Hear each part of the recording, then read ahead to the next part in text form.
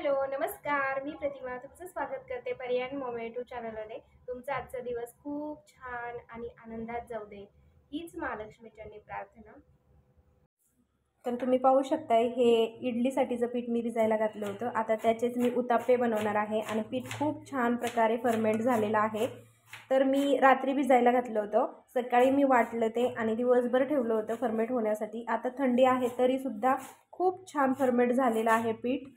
मी ह्याच्यामध्ये सोडा वापरलेला नाही आहे, इनो वापरलेला नाही, काहीच नाही, तरीसुद्धा पीठ खूप छान फर्मेंट झालं आहे.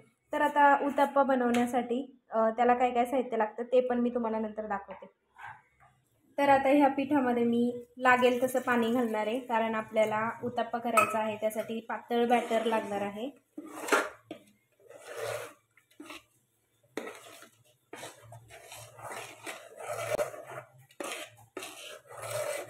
जास्त पण पातळ बनवायचं नाही, नाहीतर मग उत्तप्पे चांगले बनत नाही. थोडं मीडियम साईजच ठेवायची.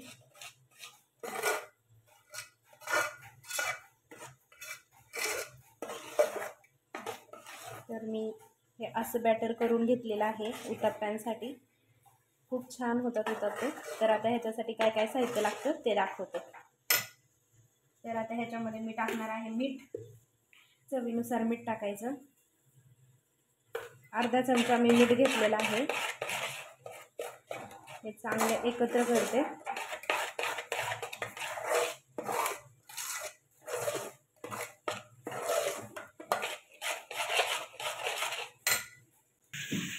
तर उत्तप्पा बनवण्यासाठी इथं मी काय काय साहित्य घेतले ते दाखवते. एकदम बारीक साईजचा कांदा चॉप करून घेतलाय मी. कोथिंबीर चॉप करून घेतलेली आहे. टोमॅटोसुद्धा मी चॉप करून घेतलाय आणि मिरची खूप बारीक चॉप करून घेतली. असे 4 इन्ग्रेडियंट्स घेतलेत. आणि तुम्हाला जर अजून भाज्या घालायच्या असतील तर तुम्ही घालू शकता. तुमच्याकडे गाजर असेल, शिमला मिरची असेल किंवा बीट असेल ना तर खूपच छान, कारण मुलं आपली खात नाहीत, त्याच्यासाठी तुम्ही जर अशा भाज्या टाकल्या ना तर खूप छान लागतं. तर आता हे सगळं मी आता ह्या पिठामध्ये एकत्र करणार आहे. तर मी दाखवते तुम्हाला. तर आता कांदा टाकून घेते. मिरची चॉप केलेली ती पण टाकणार आहे. टोमॅटो सुद्धा घालणार आहे आणि ही कोथिंबीर. आता हे सगळं एकत्र करणार आहे.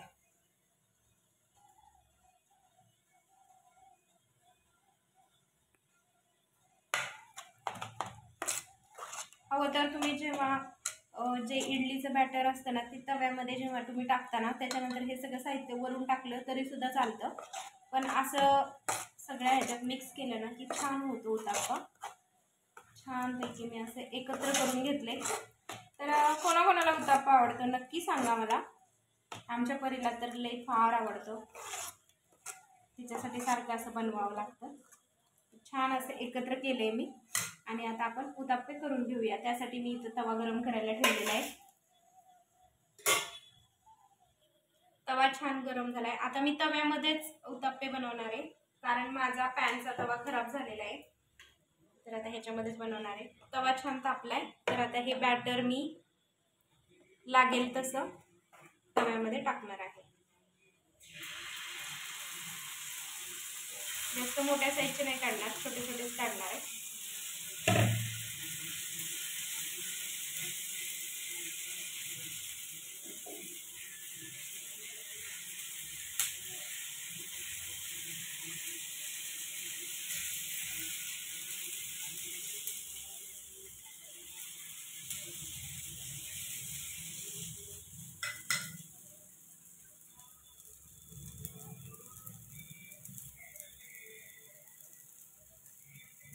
गॅसची फ्लेम मीडियम आहे. आणि तुम्हाला बटरमध्ये करायचं असेल तुम्ही करू शकता, घीमध्ये करायचं असेल करू शकता, किंवा तेलामध्ये करायचं असेल तर करू शकता. मी तेलामध्ये बनवते, जास्त पण ऑइल टाकणार नाही आहे. तव्यामध्ये सुद्धा माझे छान होतात उत्तप्पे. तर छानपैकी असं एक साईडनं भाजू देते. तर आता एका बाजूने छानपैकी भाजलेला आहे, तर त्याला आता मी पलटी करणार आहे. तुम्ही पाहू शकता किती छान झालेलं आहे.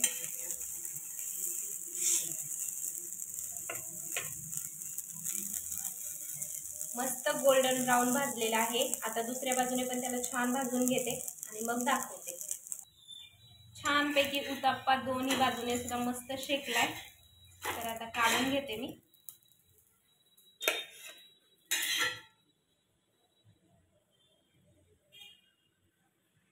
मस्त झालाय, खूप छान झालाय। तर अजून 2-3 असेच काढून घेते मी।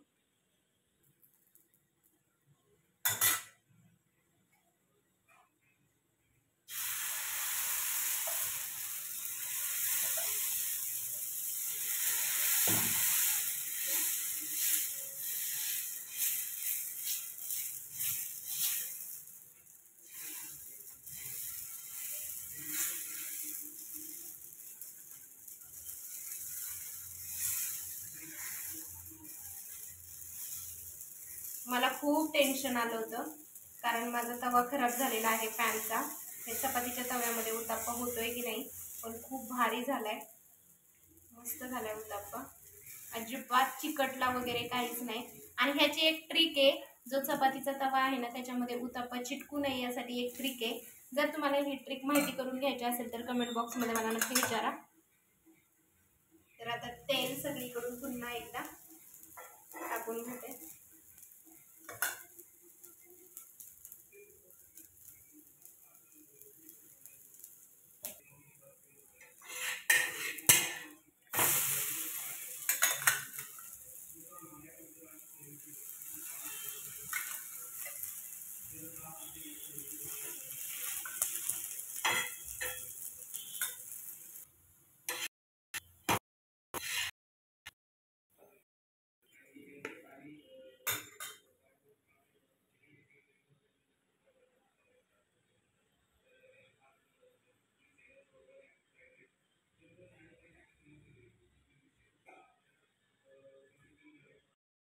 तर आता माझे उत्तप्पे बनवून झालेले आहेत। तुम्हाला कशी वाटली रेसिपी ही मला नक्की सांगा कमेंट सेक्शनमध्ये। आणि इडली फ्राय पण केला आहे।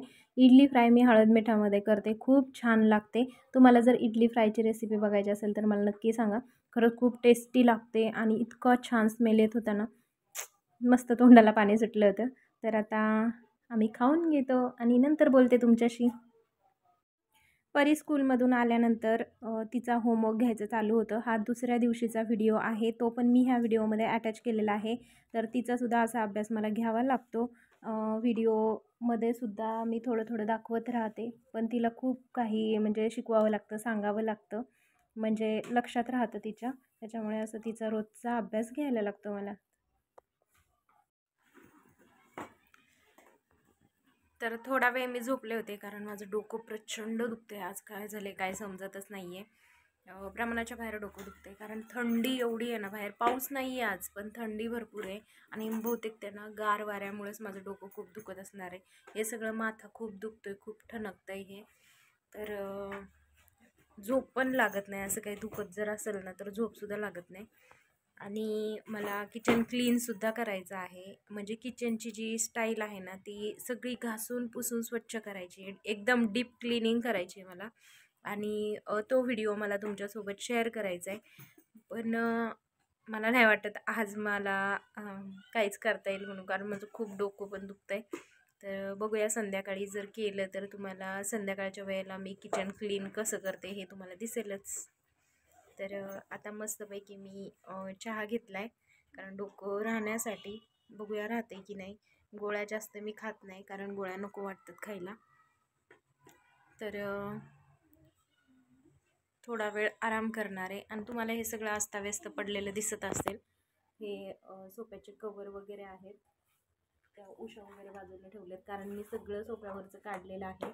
आज सगळे कवर वगैरे मी धुवून टाकलेले, क्लिनिंग केली थोडीशी हॉलमधली, त्याच्यामुळे आज कवर सुकल्यानंतर मग मला ते कवरसुद्धा घालायचे आहेत।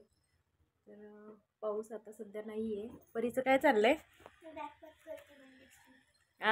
मंडेची बॅकपॅक करते की उद्या सुट्टी, संडेला बी सुट्टी, पण डायरेक्ट मंडेच आहे ना। मंडेच स्कूलची किती काळजी।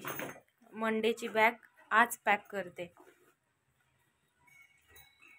आम्ही पण असंच करायचं। मी पण छोटी होती ना त्यावेळेस शुक्रवारची शाळा असायची, शनिवारची शाळा असायची, डायरेक्ट सोमवारी मग मग शनिवारीच सगळं सोमवारचं दप्तर असतं ते भरून ठेवायचे आणि टाईम टेबलनुसार असायचं का तर परत लक्षात राहते नाही राहते त्याच्यामुळे.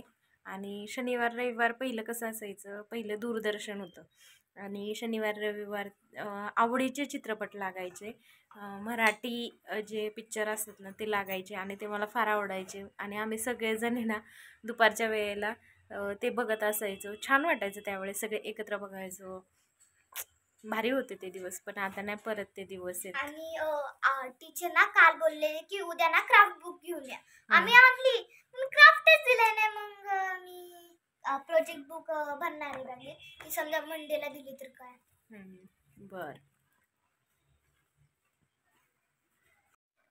तर मला एक कमेंट आलेली आहे की एका ताईची कमेंट आहे. तर मी जेव्हा लाईव्ह घेत होते ना त्यावेळेस त्यांनी मला असं विचारलेलं आहे की लाईव्हमध्ये वॉच टाईम गेन होतो का. तर मी खरं खरं सांगेन, खोटं काही सांगणार नाही आहे. लाईव्ह घेतल्यामुळे वॉच टाईम वाढतो आपला, पण काय होतं ना की जे ट्रू सबस्क्रायबर असतात ना ते भेटत नाही आहेत.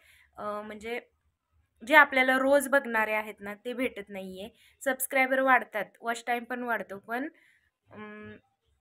रोज आपले जे व्हिडिओ बघणारे आहेत किंवा ज्यांनी बघितला पाहिजे ना ते खरे खरे सबस्क्रायबर भेटत नाही. आणि मला लाईव्ह सेशन आहे ना नाही आवडलं. मी घेतलं बरं का, पण मला नाही आवडलं. कारण आहे ना त्यामध्ये कमेंट खूप खराब करतात आणि एकाच गावातले नसतात ना. आपल्याला कुठून कुठून बघणारे असतात, खूप लांबून लांबून बघणारे असतात आणि कोण कसं कमेंट करण हे सांगता येत नाही. त्याच्यामुळे मग मी लाईव्ह सेशन बंद केलं. घेतलं मी 10-12 लाईव्ह घेतले, पण मला खूप खराब अनुभव आला. कारण त्याच्यामध्ये ना मॅसेज खूपच असं म्हणजे खराब करतात आणि आपण एवढे छान छान कंटेंट देतोय, एवढे छान छान व्हिडिओ बनवतोय आणि 1-2 मॅसेज तसे आले की मग सगळा मूडच खराब होतो आणि त्याच्यामुळे मग वाईट वाटतं. आणि आपल्याला बघणारे आपले जे सबस्क्रायबर आहेत ते सुद्धा लाईव्हला असतात, मग ते त्यांनी पाहिलं तर ते पण खराब वाटतं. आणि आपल्या घरचे असतात, नातेवाईक असतात, त्याच्यामुळे मग नकोच म्हटलं ते लाईव्ह. आपले जे रोजचे व्हिडिओ आहेत तेच रोजचे व्हिडिओ आपण तुमच्यासोबत शेअर करूया. जेव्हा वाढेल तेव्हा वाढेल, जेव्हा सबस्क्रायबर वाढतील तेव्हा वाढतील, आपण आपलं काम चालू ठेवायचं आणि एक ना एक दिवस आपल्या मेहनतीचं फळ आपल्याला नक्कीच मिळतं असं मला वाटतं. आणि आपला कंटेंट जर छान असेल, लोकांपर्यंत जर तो पोहोचला, लोकांना आवडला, तर खूप छान प्रकारे ग्रोथ होऊ शकते. जसं की माझ्या चॅनलवरती झालेली आहे, होत आहे आणि अजूनसुद्धा मला खूप खूप ग्रोथ करायची माझ्या चॅनलवरती. आणि तुम्हाला जर लाईव्ह सेशन घ्यायचं असेल ना तर तुम्ही घेऊ शकता, काही हरकत नाही आहे. पण तेवढी मनाची तयारीसुद्धा पाहिजे की बाबा पुढून समोरचा बोलतो आहे आपल्याला आणि समोरचा खराब मेसेज करणार आणि ते पण आपल्याला ॲक्सेप्ट करायला तेवढं मन पण आपलं खंबीर पाहिजे. माझं मन खंबीर आहे, पण कसं असतं ना आपण काही गोष्टींना भीतो, त्याच्यामुळे मग मी नाही लाईव्ह घेतलं. पण लाईव्हमुळे वॉच टाईम वाढतो आणि सबस्क्रायबरसुद्धा वाढतात. एवढी थंडी आमच्याकडे, पाऊस पण पडतोय आणि गार वारा पण आहे, त्याच्यामुळे दिवसभर गॅलरी अशी लावून ठेवावी लागते. तर तुम्ही पाहू शकताय संध्याकाळची वेळ आहे आणि पाऊस तर येतोच आहे, चालूच आहे पाऊस आणि सगळं ग्रीन ग्रीन झालं आहे. गॅलरीमध्ये सुद्धा खूप छान वाटते वातावरण. तर कसा वाटला तुम्हाला माझा हा व्हिडिओ? आवडला का? आवडला असेल तर माझ्या चॅनलला लाईक, शेअर, कमेंट आणि सबस्क्राईब करायला मात्र विसरू नका. भेटूया अशाच नवीन ब्लॉगमध्ये. तोपर्यंत बाय बाय.